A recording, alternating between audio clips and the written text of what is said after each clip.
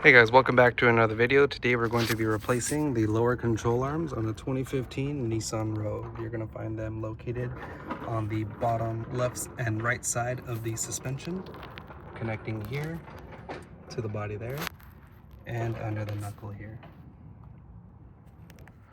We're going to start off by removing the nut and bolt from the lower part of the control arm right here that attaches to the knuckle. The first thing you're going to want to do is lubricate all of the bolts and nuts with a lubrication just so you have a fighting chance on removing all of these bolts.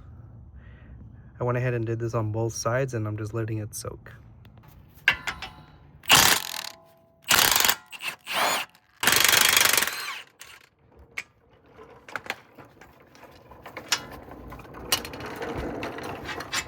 Now if you're lucky and nothing's rusted, just with the lubricant is enough to come in here with your hand and lower this down. But chances are that's not going to be your case. So what you need to do is come in between the fingers here of the knuckle and either with a chisel or a big screwdriver or something like this, put it in here and hammer it in till it goes in, and it's going to spread this part right here open, and that's going to help you lower down the lower part of the knuckle. Luckily where I'm at, I don't have a lot of rust to deal with on this car, so we're just going to pull it down by hand and take it off. I'm just going to come in here with a pry bar, take it off.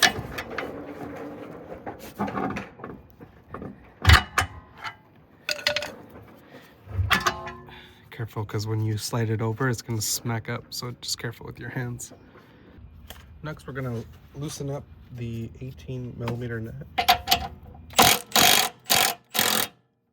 Some of these sway bar links, there's a 6mm hex socket in the center of this. On the original sway bar links, they look like this, so it'll have that hex in the center, and you need to put a socket in here and hold the center as you loosen the nut. Otherwise this just keeps spinning and you'll never loosen it up. Now this one is spinning on me, but there's no hex to hold onto, but on the back side there is an 18mm size, like it's a square, but it's the size of an 18mm, so I can put in a wrench in the backside, hold it.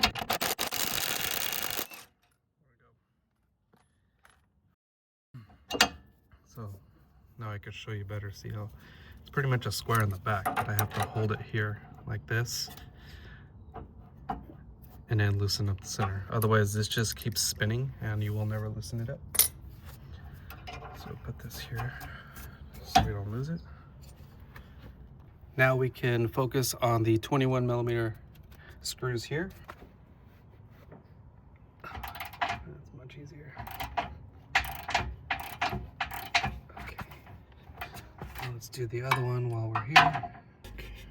Just put a little bit of an extension on the 21 socket. All right. There we go. So these bolts are pretty tight. So when you go to loosen them up, make sure you have a really big 1/2 inch. See, I'm using this. This is I'll measure it, I'll put on the screen how big this is, but this is a pretty big 1/2 inch ratchet right here.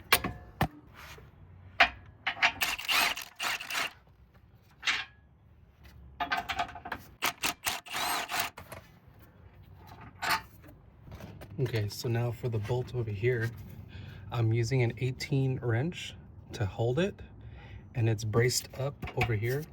If you have a shorter one, it's fine because it'll brace up over here eventually. And then underneath, there's an 18 bolt that we need to undo. So this right here will kind of hold itself, and we're just going to work on the bolt underneath.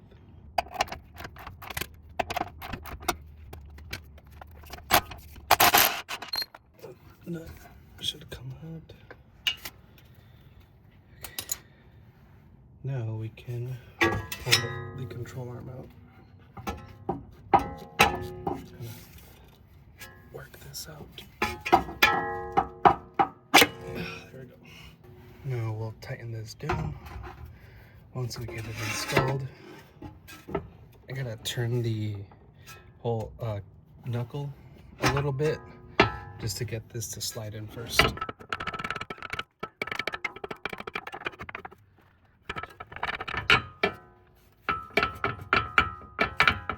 that looks about good. We'll swing this around. Okay, so the problem we're having right now is that this part right here is getting stuck on the inner lip of the hole. I'll show you what I mean. So if I come up, see how it kind of like, it gets lodged in between there, and I can't slide this in all the way. So if you're in this position, grab a pry bar right in here, like kind of towards the back end. You want it resting on the bushing itself, and when you lift up, you're gonna pry down at the same time, and that'll help you slide it into the spot where it needs to go. There you go. Slid into place right there.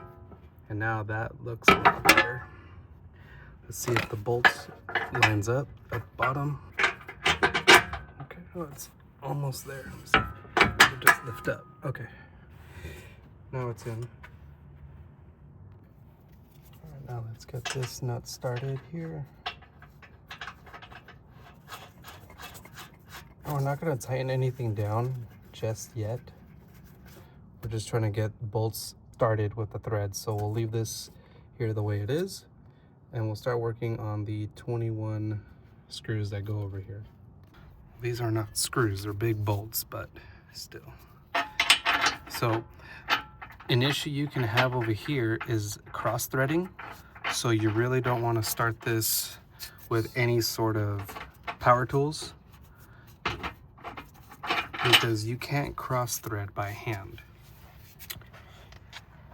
And if you can, you're freakishly strong. So always start these bolts by hand here.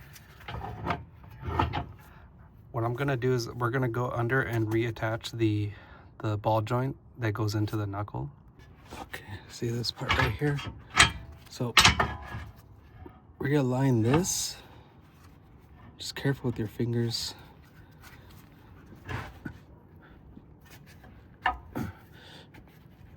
Readjust this ball joint a little bit just to get it to fit. Okay. Okay, now that's in. Now the bolts over here should line up a lot better. All right, so to install these bolts, these are going to be, you have to be really, really careful with these. These are very easy to cross thread because of the angle that these go in. So the bolts don't go straight in.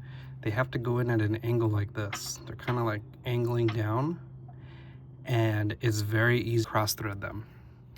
So let me just show you real quick the problem here. So you can slide them in by hand like this, but this is incorrect. So I'm not even, it's gonna feel like you're catching threads. It really is. So this is why it makes it so difficult to try to install them correctly and not cross thread the threads, because it's very deceiving. See how like I was able to just pull it out, and see this gap here? This is supposed to lay flat up here, and if you can't get this flat, you'll never get the bolt at the right angle. So what you have to do is on the other side over here with the big screwdriver, you're gonna go in a little bit, and you're gonna pry up and watch what happens with this bracket. See how it kind of makes it flat, and if I let go, it goes, you get that gap. So while you're holding this up, you're going to line up the bolt holes and catch the threads and keep turning, and you can see that the bolt is actually catching threads and going in. If it's not going in this easy, you're doing it wrong, and don't continue. Again, do not use power tools. I need you guys to see this. I was able to go pretty much all the way to the bottom by hand, no power tools. So if you're using any more force than what I just did, chances are you're cross-threading. Even if you're going with a ratchet, you might even be cross-threading it like that. So just be very, very careful. And the reason why I bottom out this one is because once you bottom this out, it holds the bracket in place on this side for you so that this side is lined up. And you can come in here. You might need to adjust it a little bit to bring it down. So right now my bracket, it's not lined up perfectly, it's slightly up. I just fiddled around a little bit. What I ended up doing was grabbing a pry bar. This is a little cheap one from like Harbor Freight. I went in on this side and you can see, look, the pry bar goes into the engine bay area where the transmission is. And from here, I pulled back a little bit. And it wasn't much, it was just a little bit like this, a little bit of force, and that gave me enough, just the right amount of movement to slide the bolt in and start it by hand. So this one, you're not gonna be able to do all the way by hand because there's a lot of tension on here already. But I have a very small ratchet with a 21mm socket, and I'm just doing it by hand like this. So I know I'm not cross-threading because this is very, very little force to cross-thread, okay? And the ratchet gives me less leverage, so I'm not even using that much of my strength to turn this screw. So I know nothing's cross-threading. It's going in real easy. Right here, I feel it getting tough now. So we're getting towards the bottom.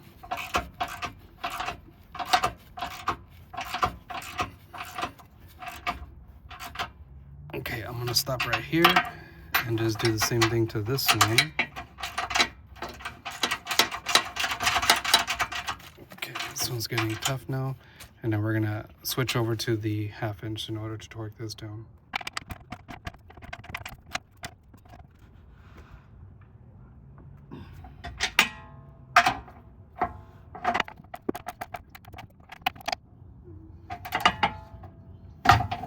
The socket keeps slipping. I'm trying an extension. There we go. That's better.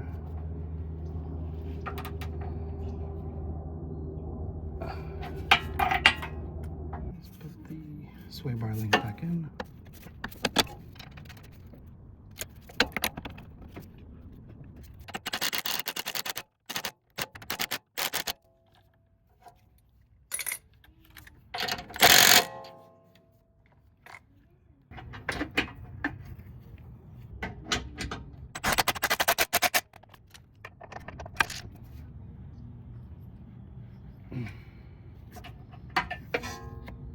Now, when you go to put the bolt in for the bottom ball joint here, you need to make sure that you can look through the hole without any obstructions.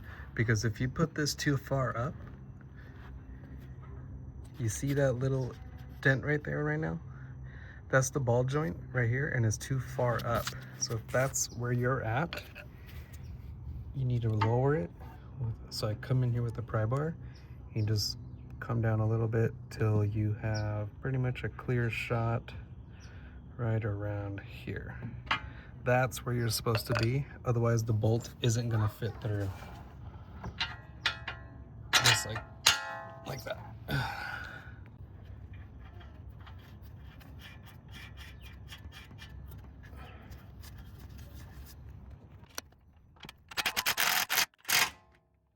So now we have the driver's side fully installed and replaced.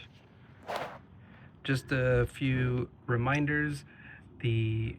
Remember to be very careful with these bolts, not necessarily taking them out, putting them back in. You have to watch out for cross-threading. And the bolt here, or the when you go to put the bushing in, remember it got stuck up on top. So use that little trick with the pry bar right here to bring it down so it slides in. And then the last thing was on the lower ball joint, make sure you have a clear view of the of the hole here and nothing's in the way. The thing that gets in the way is the ball joint right here. So make sure it's not too high and not too low, otherwise you'll be obstructed. I'm gonna do the passenger side now, but it is the exact same process, the exact same things you need to watch out for. So that's the end of the video. If you liked it, if you learned something, or if I helped you save some money, consider subscribing to the channel. Click right here in the top left corner for more videos on the 2015 Nissan Rogue. And as always, I'll see you in the next one.